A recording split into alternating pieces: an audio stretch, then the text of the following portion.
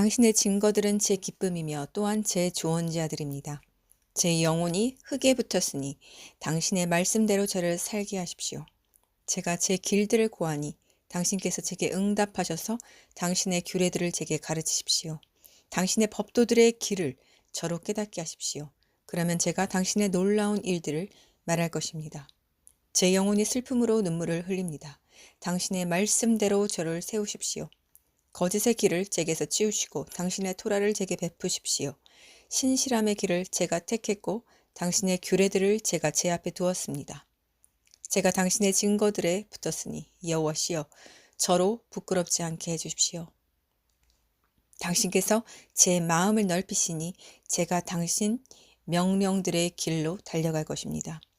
여호와시여 당신의 규례들의 길을 제게 가르치십시오. 그러면 제가 끝까지 그것을 지킬 것입니다. 저를 깨닫게 하십시오. 그러면 제가 당신의 토라를 지키되 온 마음으로 지킬 것입니다. 시편 119편 24절에서부터 34절의 말씀입니다. 휴거의 나팔 소리를 큰 소리로 불게 하시면서 여기저기 우리 주님을 기다리던 사람들이 모여들었습니다.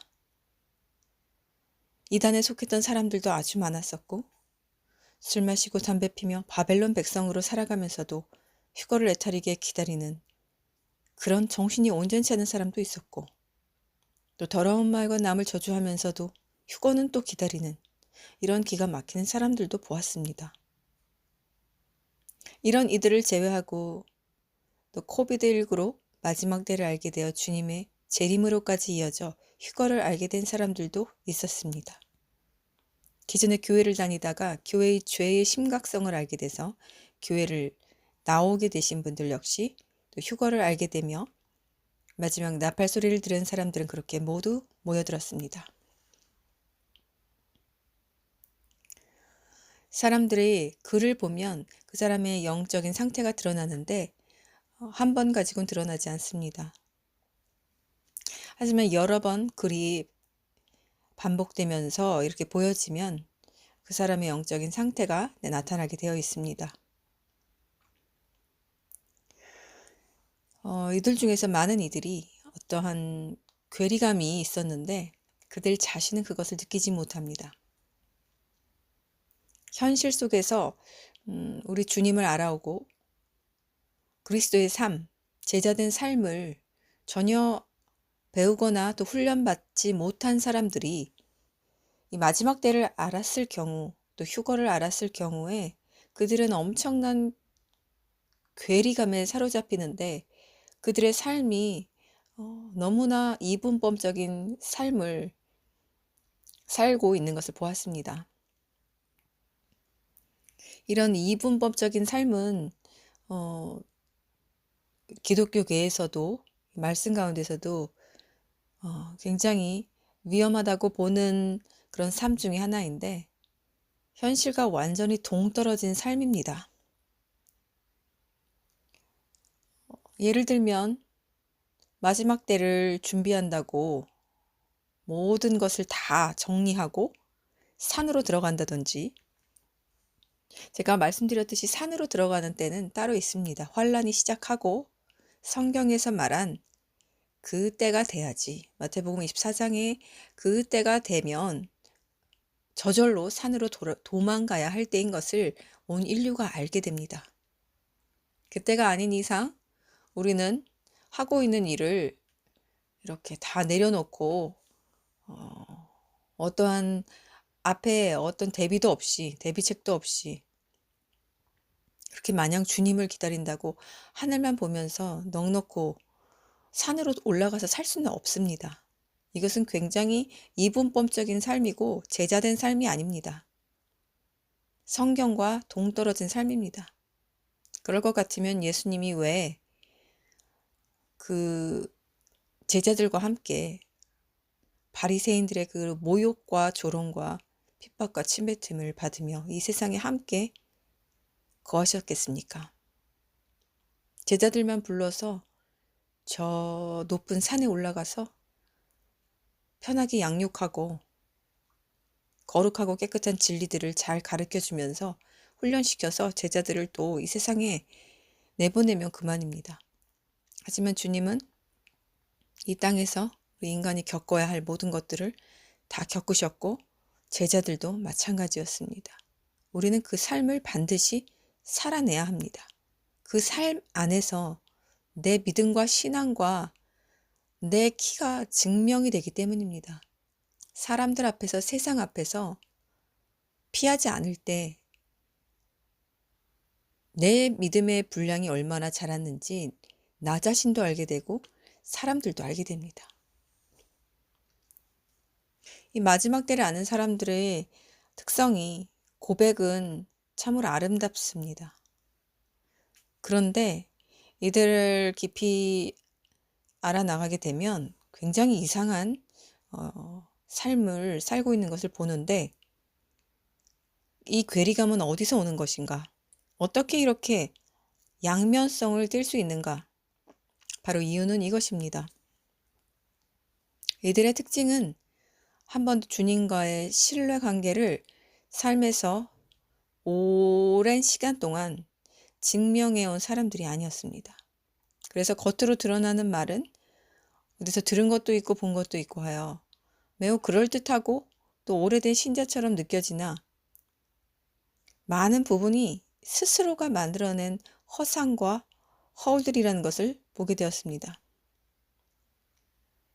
자기가 어디서 듣고 또 배운, 또 마음이 그냥 소망하는 것을 마치 자신이 그러한 자리에 있는 것처럼 착각하고 그렇게 고백하고 있는 모습들을 보았습니다. 자신의 영적 계단은 한 계단도 아직 오르지 못했는데 스스로는 계단 4쯤에 있다고 착각하는 것입니다.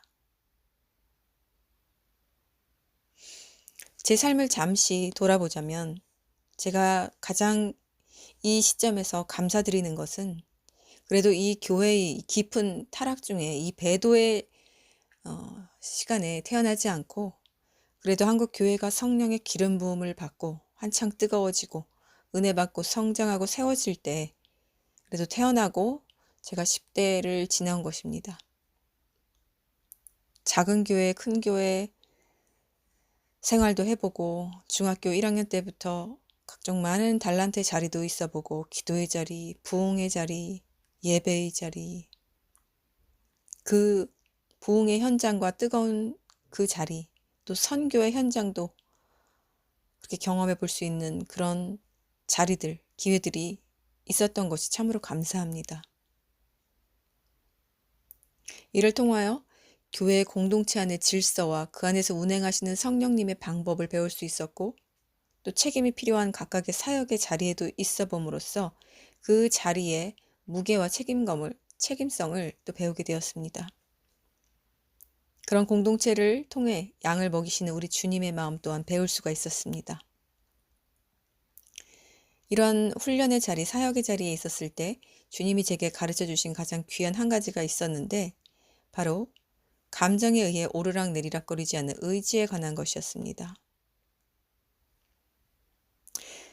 이 시편 119편을 전체를 정독하여 읽어보십시오. 묵상하면 얼마나 다윗이 자신의 고백과 의지를 다짐하면서 계속적으로 하나님 앞에서 일관된 약속을 드리고 있는지 보게 됩니다. 하나님 앞에 기도드리기 전에 또 얼마나 그의 마음 안에서 이 하나님을 향한 의지를 굳히는 사건들이 있었는지 알게 됩니다. 공동체 안에서 이렇게 제가 배우게 된 것은, 이런 어떤 주어진 자리에 있을 때 내 마음과 감정대로 판단하여 그 자리를 비우지 않는 의지의 일관성이었습니다. 하지만 주님이 또 그 교회를 나오라고 명령하셨을 때는 또 순종하여 즉시 나왔습니다. 그러나 내가 주님이 어떠한 허락하신 훈련의 자리, 사역의 자리에 있을 때는 몸이 아프나 안 아프나 또 기분이 좋으나 안 좋으나 상관없이 내게 주어진 그 자리를 지키는 것에 충실했습니다. 이것은 말이 아닌 글이 아닌 행동으로서의 증명이었습니다. 오래전 제 20대 때의 신앙은 뜨겁기도 하고 차갑기도 하고 감정 기복과 영적 기복이 늘 오르락 내리락 하던 때였습니다. 그때의 신앙생활에서의 저의 특징은 바로 일관성이 없다는 것이었습니다. 그것은 제 삶의 모든 영역에서 드러났습니다. 하는 일에서도 인간관계에서도 당연히 신앙생활을 하는 데서도 드러났습니다.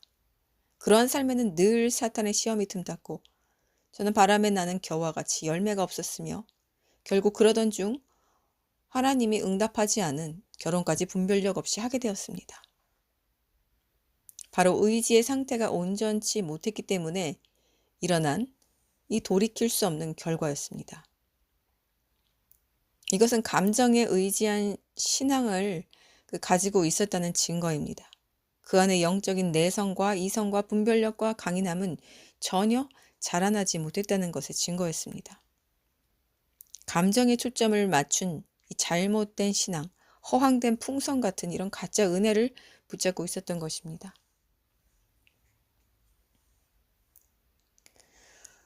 우리는 감정에 의지해서 하나님을 믿으면 안 됩니다. 내 감정이 좋으나 싫으나 은혜가 된다고 느껴지나 안 느껴지나 눈물이 나나 나지 않으나 아무런 상관없이 요동함 없이 항상 주 앞에 내 자리를 지키고 있어야 합니다. 이 자리를 지키는 연습은 꾸준히 자기 스스로 혼자 해야만 합니다. 그리고 내가 만약에 사역의 자리에 있다면 그 자리에서 주님의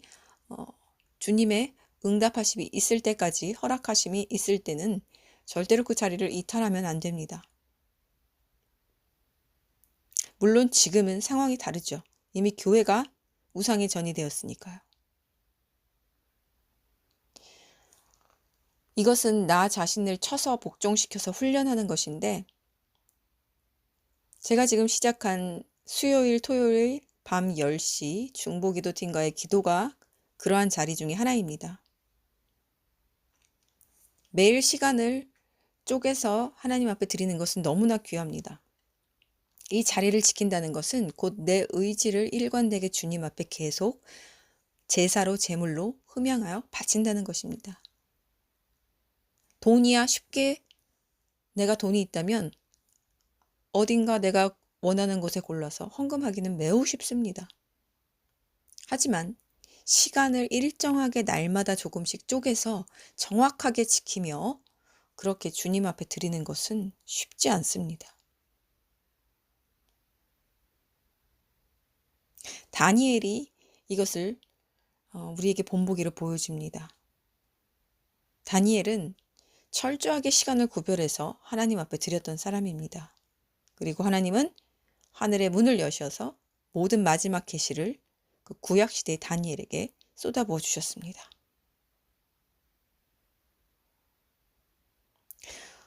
우리가 이렇게 무언가를 구할 때 구하기 이전에 하나님 앞에서 내가 온전한 모습을 증명했는지부터가 그게 순서인데 사람들은 그저 이 주님을 섬기는다는 이 자체를 이해하지 못하고 그저 금식기도 하면 꿇어 엎드려서 이렇게 매달리면 뭔가가 이루어질 것이라고 착각하는데 하나님은 그런 분이 아니십니다.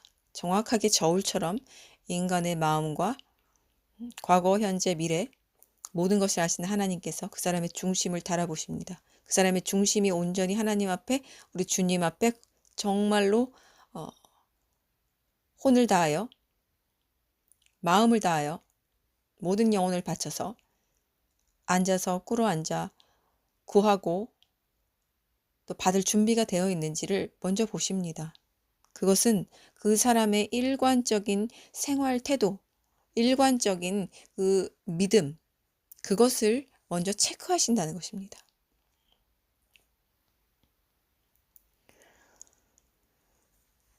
우리의 감정이 그분을 먼저 찾아내는 것이 아니라 성령께서 비둘기같이 우리 영혼에 찾아오실 때서야 우리가 아버지를 볼 수 있는 눈을 가지게 되고 그 후에 또 우리는 아버지께 영광을 돌리며 영으로 경배드릴 수 있게 됩니다. 그때서야 우리는 예배와 기도 안에서 주님을 만날 수 있습니다.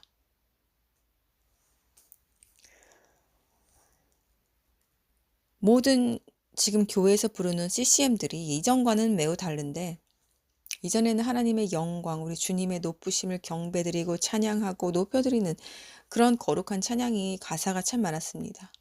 주인공이 모두 우리 하나님, 우리 예수와 주님이었습니다. 그런데 요즘의 가사의 주인공을 한번 자세히 이렇게 보시면 모두 사람입니다. 모두 사람이고, 마치 하나님이 인간을 맞춰주는 듯한, 인간의 마음을 이해하려고 존재하는 듯한 느낌을 주는 가사들이 너무나 많습니다.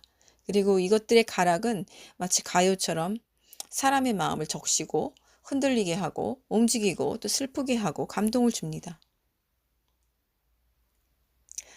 이것들이 모두 나쁘다고 할 수는 없지만 이 차지하는 그 비율이 점점 많아집니다.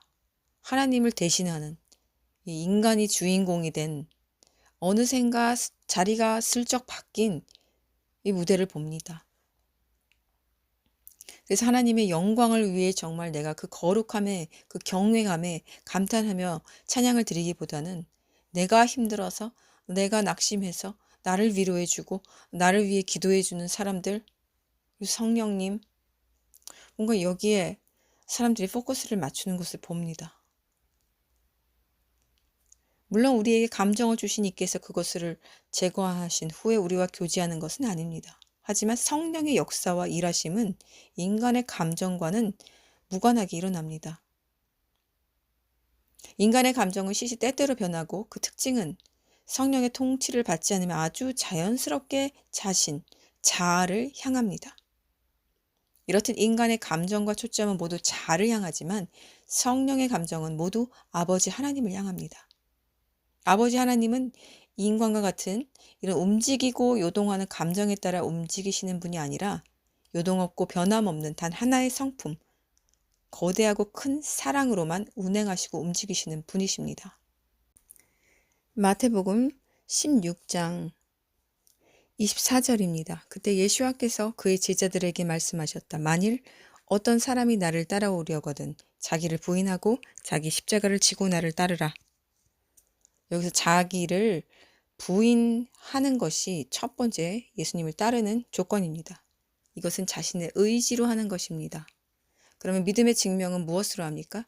자기 십자가를 지고 따라오는 행동으로 증명해 보이는 것입니다.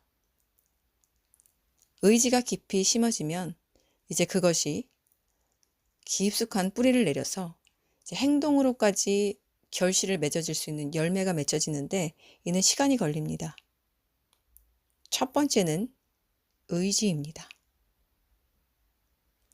자기를 부인한다는 의지는 자신의 생각이 우리 주님이 말씀하신 것과 모든 것이 맞지 않을 때 또는 10가지는 맞는데 한 가지가 다를 때 하지만 그것을 나의 양심이 계속적으로 내 안에서 고발할 때 그것을 행하지 않고 그 계획을 모두 포기하는 것입니다. 즉 나를 포기하는 것입니다. 그것이 나에게 어떤 유익을 주고 나에게 어떤 좋은 자리, 부와 명예를 줄지언정 주님 말씀에서 옳지 않다, 비질리다, 하지 말아라 한 것은 하지 않는 것을 말합니다. 말씀을 지키는 것이 어려운 사람과 쉬운 사람이 있는데 이것은 의지의 문제입니다. 우리의 영혼 안에서 이미 우리의 자의지가 굴복되고 주님 앞에 바쳐진 사람은 이 말씀을 지키는 것이 너무 쉽습니다. 물론 간혹 성령의 9가지 열매 중에서 모자란 부분이 있는 것은 물론 그 열매는 어려운 것들이 있겠지만 대체적으로 말씀을 지키며 사는 것이 오히려 더 편한 삶이 됩니다. 사람들의 시선을 전혀 의식하지 않게 되는 삶을 살기 때문이죠. 누가 이 말씀을 지키는 삶이 어렵습니까? 내 안에서 끊임없이 나와 투쟁하며 싸우는 사람입니다. 이 투쟁이 계속된다는 것은 내 자아가 죽지 않았다는 의미입니다.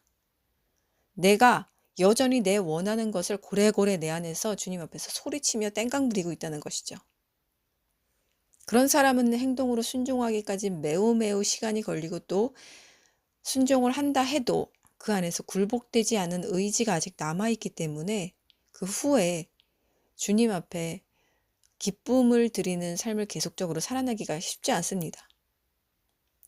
흔들리는 자아부터, 그 의지부터 먼저 내가 굳게 못을 박아서 내 깊은 반석 위에 주님의 그 심장 안에 뿌리 깊게 박아야지만 그 다음부터 내가 그 좁은 길을 가는데 영안이 떠져서 떨어진 돌뿌리가 보이고 기어다니는 독사가 보이고 저만치 가니까 늪이 보이고 낭떠러지가 보이고 저절로 보여서 피해가는 것입니다. 굳이 내가 막 힘들게 싸울 필요조차 없는 삶이 됩니다.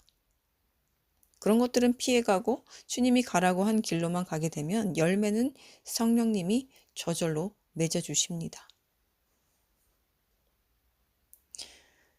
이렇게 갈 수 있는 것을 왜 풍랑을 맞아가며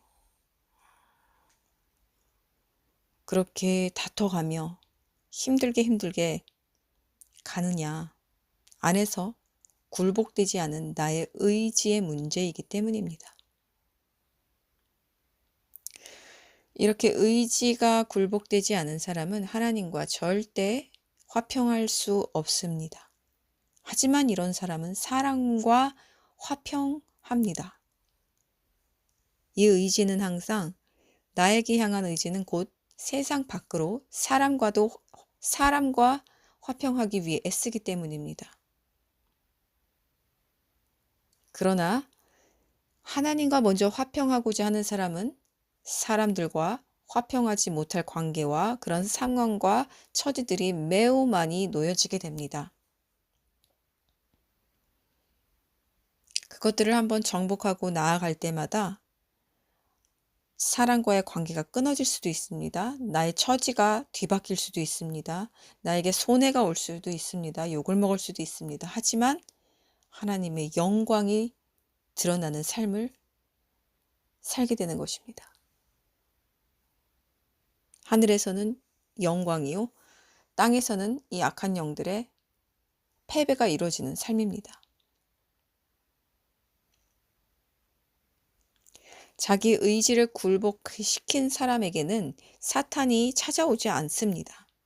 누구에게 사탄은 자꾸 들락날락거리며 괴롭히며 그 마음을 혼란스럽게 하는가? 그 의지가 굳건하지 않은 사람이며 의지가 매번 달라져서 이 일관성이 없는 사람들입니다. 이런 사람들은 주님을 애타게 기다리고 있지만 그 깊은 속을 보면 사실 그 자아를 너무 사랑해서 그 자아를 아끼고자 하는 그 자기 자아를 천국에 보내고 싶어하는 주님과는 전혀 상관없는 그런 미신들도 바라는 그런 자기 영광을 바라는 경우가 많습니다. 주님이 원하시는 거는 이 신부들에게 원하시는 것은 내가 간 길을 너희들도 모두 통과해라, 이것입니다. 이 짧은 시간에 휴거를 알게 된 사람들, 그럼 나는 어떡하냐? 이걸 통과하는 수 있었던 그런 시간이 없었고 시간이 주어지지 않았다. 그렇지 않습니다. 그 짧은 시간이라도 매일 매 삶의 순간에서조차 하나님은 그 의지를 굴복시키고 행동으로 순종할 수 있는 그 기회를 주십니다. 하지만 순종하지 않는 것이며 영원히 죽어서 보지 못하는 것입니다. 그 기회들을 모두 놓치는 것입니다. 그리고 여전히 헛되게 하늘만 바라보고 있는 것이죠.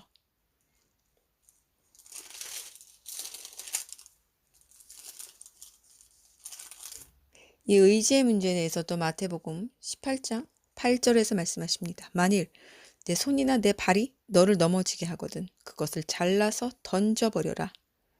장애인이나 다리 저는 자로 생명에 들어가는 것이 두 손이나 두 발을 가지고 영원한 불 속으로 던져지는 것보다 낫다. 실제로 자르라는 것도 아니고요. 이렇게 하실 주님도 아닙니다. 이것은 무엇이냐? 강한 의지를 가지라는 경고입니다. 우리 안에 강한 의지가 있으면 우리 안에 죄가 우리 안에서 버텨내지 못합니다. 그것들은 반드시 잘라내져야만 하고 우리 안에서 청산되어야만 합니다. 내 안에 있는 성령과 그 성령과 하나가 된 내가 결코 그 죄가 내 안에 있는 것을 허용하지 않기 때문입니다. 이것이 성령과 합한 자이며 성령이 함께 하시는 전이며 그 거룩한 전이 주님 앞에 휴거되는 것입니다. 정말 이러한 의지가 당신에게 있습니까? 실제로 정말 내 손과 내 발이 나를 범죄하게 돼서 내가 이걸 잘라내버릴 만큼 그렇게 강인한 의지를 가지고 있습니까? 또 이것은 무엇을 말합니까? 마지막 때 순교함을 의미합니다. 말로만 이제까지 고백했던 것을 정말 마지막 그때에 내가 남겨져서 순교의 그 현장에 내 발이 서 있을 때 과연 입술의 고백이 아닌 행동의 증명만이 남아있을 때 이것을 할 수 있습니까? 할 수 없다고 말하지 마십시오. 사람들은 이게 겸손인 줄 아는데 굉장히 착각을 하고 있는 것입니다. 나는 순교할 자신 없다. 이 말은 벌써 그 안에 나는 믿음이 없다. 이것을 고백하는 것입니다. 근데 한국 사람들은 이것이 무슨 자랑인 줄 알고 겸손한 것인 줄 알고 착각하는데 그것은 그 자체로 이미 80%가 내 의지를 버렸다는 소리나 마찬가지입니다. 순교는 아무나 하나 하나님이 도와주셔야 하지. 그럼 그것을 믿으면 됩니다. 나는 그 순간에 주님을 거부하지 않고 순교할 것이다. 이렇게 고백한 사람 중에서도 떨어져 나갈 것이지만 이렇게 고백한 사람 중에서 순교하게 되어 있습니다. 베드로처럼 말이죠. 결국에는 그 믿음의 고백을 한 사람이 그 믿음의 순교장에서 죽을 수 있는 것입니다. 그 고백도 하지 않은 사람은 그 자리에 있을 수도 없습니다. 이미 그 전에 떨어져 나갑니다. 이렇게 주님을 알지 못하는 군중들도 스스로는 특별한 신부라고 믿고 있는 경우가 많다는 것. 그리고 이들의 특징은 주님이 주시는 어떤 인내의 테스트를 묵묵히 믿음으로 버텨내본 시간과 세월이 없다는 것. 그래서 감정으로 만들어낸 그런 신을 붙들고 있다는 것 알려드렸습니다. 로마서 5장 3절에서 4절 말씀입니다. 우리는 고난 중에서도 자랑하니 이는 고난이 인내를 만들고 인내가 연단을 만들고 연단이 소망을 만들기 때문입니다. 고난을 인내로 통과하지 못한 사람은 절대로 주를 향한 소망을 가질 수 없습니다. 통과하지 못한 상태에서 고백하는 모든 기도와 올려지는 제사는 군중들이 떠드는 환호성과 같은 것입니다. 믿음으로 어둠을 이겨낸 경험들이 쌓이지 않으면 그 의지는 금세 강렬한 햇볕에 말라 비틀어지는 씨앗입니다. 주님은 어떤 것이 진짜 진주이고 가짜 진주인지 아십니다. 아무리 인간이 그럴듯하게 미사 여부를 붙여가며 진짜인 듯 말하여도 우리 주님은 인간이 아니시라 전능하신 신이시기 때문에 우리의 마음과 영혼을 꿰뚫어 보십니다. 어떤 것이 진짜 보석인지 장식용품인지 단번에 아십니다. 우리도 그것을 알 수 있는 방법은 이겁니다. 내게 고난이 주어졌을 때, 내게 이해하지 못한 어떠한 상황이 닥쳤을 때, 또 이전에 통과했다고 믿은 시험이 또다시 닥쳐왔을 때, 내게 좌절을 주는 상황이 계속적으로 밀려올 때, 내가 그것을 주시는 훈련으로 여기고 기쁘게 임하는가? 이 고난을 통해 날 성장시키시는 주님께 감사합니다. 라고 입에서 과연 터져 나올 수 있는가? 그리고 실제로 성령의 능력으로 덮여 도저히 상황적으로는 느껴질 수 없는 우리 주님의 임재와 사랑과 은혜를 경험하고 있는가? 이것을 한번 지켜보십시오. 고난 중에 가장 은혜가 큽니다. 평온할 때 은혜가 가장 느껴지지 않습니다. 제자에 온 사람이라면 누구나 하나같이 인정하는 것입니다. 그러나 군중들은 자신의 배가 채워질 때에만 오병이의 기적이 눈앞에서 일어날 때에만 은혜 받습니다. 그리고 그들 앞에 또다시 아무것도 먹을 것이 주어지지 않아 허기지면 곧 주님에게 삿대질하거나 즉시 주님 곁에서 떠나갑니다. 주님 곁에 남은 자는 5,000명이 아니었습니다. 1,000명도 아니었습니다. 100명도 아니고 50명도 아니고 오직 11명의 아주 적은 수의 제자들이었습니다. 함께 매일같이 주님 옆에서 따라다니던 유다조차 사탄의 도구가 되어 완전히 지옥으로 떨어져 나갔습니다. 이 11명의 수만이 하늘에서 육을 입고 내려오신 우리 예수 하나님의 아들의 영광스러운 제자의 자리에 참여했습니다. 이들은 처음에는 모두 성령을 받지 못해서 눈이 반쯤밖에 뜨지 못했으나 그 자리를 그들이 이탈하지 않고 굳건히 지켰을 때 모두 후에 성령을 받아 땅끝까지 복음을 전하게 하신 주님의 명령을 그 명령에 순종할 수 있었습니다. 우리에게 주신 자리를 굳건한 의지와 인내로 지켜내는 것은 이토록 중요한 것입니다. 반대로 주어진 자리를 이탈한다는 것도 또한 그토록 위험한 것입니다. 그 자리를 이탈했을 때 누가 기다리고 있습니까? 주어진 자리를 이탈했을 때에 어둠의 영역에서 이때만을 기다리고 있던 사탄 마귀, 군대 마귀들이 두 번 다시 그가 은혜의 자리로 돌아가지 못하도록 그를 완전히 정복합니다. 좁은 길을 가는 자가 매우 적고 넓은 길을 가는 자가 매우 많습니다. 당신은 은혜의 자리, 그 가난한 자의 자리, 겸손한 자리, 고난의 흔적이 머문 자리, 쓴 잔을 마셔야 하는 자리, 주님과 교제가 늘 있던 그 자리, 그곳에 지금 있습니까? 헛된 사람의 계시를 따르지 말고 무익하고 악한 사람들에게서 떠나십시오. 이런 사람들은 제자의 길이 아닌 군중이 가는 길로 사람을 인도합니다. 감정이 아닌 의지를 튼튼히 하십시오. 주님 앞에서 계치급을 당한 이방인 여인은 그 들은 말에 상처받을 수 있었으나 자신의 감정을 붙들지 않고 자신 안에서 이분은 나의 딸을 고칠 수 있다는 그 믿음과 굳은 의지를 버리지 않고 주께 매달렸기에 결국에는 마침내 주님께 은혜를 받아내고야 말았습니다. 또한 주님께 여자야 내 믿음이 크도다 내 소원대로 되리라는 무한한 칭찬까지 받았습니다. 이 칭찬은 최고의 극찬입니다. 우리는 믿음으로만이 천국에 가기 때문입니다. 당신에게 주어진 고난의 자리가 보석같이 빛나는 제자가 되는 자리임을 영의 눈으로 볼 수 있는 축복을 구하십시오. 다른 것이 축복이 아닙니다. 주님이 내 삶에서 행하고 계신 일들과 그 목적들을 볼 수 있는 영안을 가지게 되는 것이 가장 큰 축복입니다. 그것은 나를 천국으로 인도합니다. 그 영안을 가지게 되면 내 안에 흔들리던 것들이 모두 고정되며 다른 곳을 바라보게 되지조차 않고 내 발이 저절로 주님을 향하게 되기 때문입니다. 내 영과 육이 완전히 성령에게 이끌림 받아 걷게 되며 그 제자의 여정은 결국 영광의 나라에 계신 주님 앞에까지 인도함 받기 때문입니다. 내가 지금 평안하다고 내 영혼도 평안하고 흔들림 없다고 착각하면 안 됩니다. 내가 나의 굳은 의지로 다짐하고 주님 앞에 고백한 것들이 일관성 있게 어떤 정해진 기간들을 흔들림 없이 통과하면서 예상치 못한 순간들이 또다시 우리에게 환란처럼 닥쳐온다 해도 흔들림이 없을 때 그제서야 내 의지가 성령의 의지로 바뀐 것이며 그때서야 우리의 삶은 열매를 맺을 수 있습니다. 준비되지 못한 자에게 열매 맺음은 있을 수 없습니다.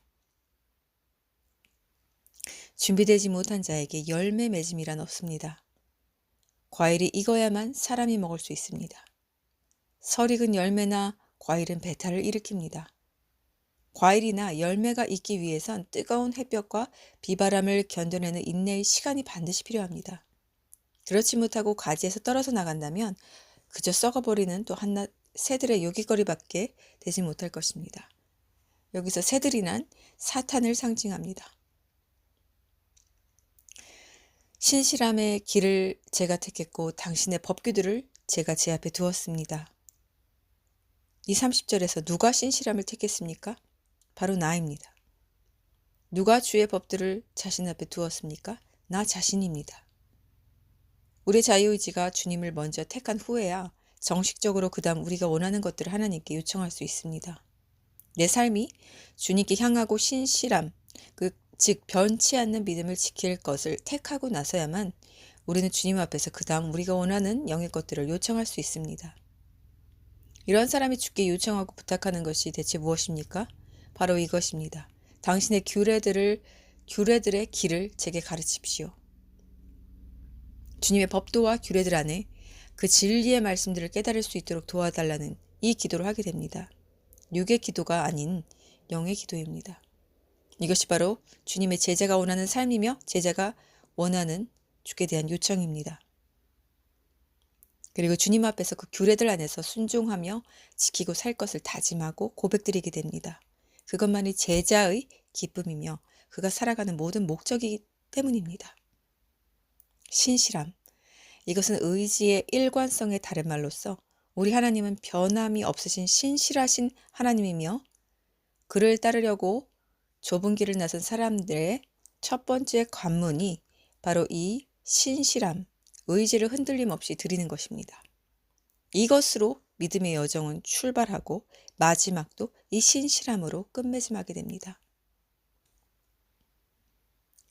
우리 삶에서 사역의 자리란 지금 이 시간 우리가 서 있는 그곳 자체가 사역의 자리입니다.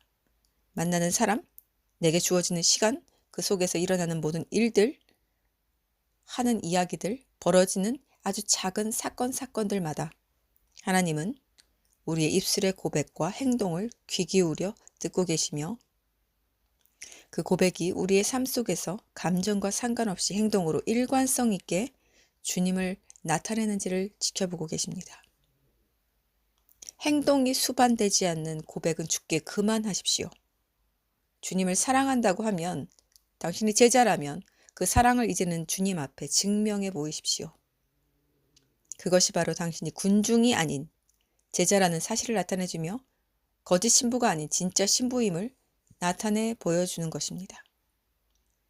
입술의 고백을 부끄러워하지 말고 더 나아가 그 고백대로 하루, 이틀, 한 달, 석 달, 반년 이렇게 의지의 일관성, 신실함대로 그 고백대로 사람 앞에서 주님 앞에서 또 자기 앞에서 행동으로 그대로 옮기십시오. 그렇게 했을 때 당신은 놀라운 성령의 체험을 맛보게 될 것이며 당신이 받은 그 성령의 능력을 전해주는 삶을 능히 살 수 있게 될 것입니다. 주님은 모든 권세와 능력을 정복하여서 우리에게도 주셨지만 이것을 사용하는 이는 오직 이 의지의 신실함을 굳힌 자들 뿐임을 명심하며 이것을 들으신 모든 형제 자매분들에게도 이 흔들리지 않는 신실함에 뿌리가 든 의지가 날로 성장하는 역사가 일어나길 기도하며 축복합니다. 승리하십시오.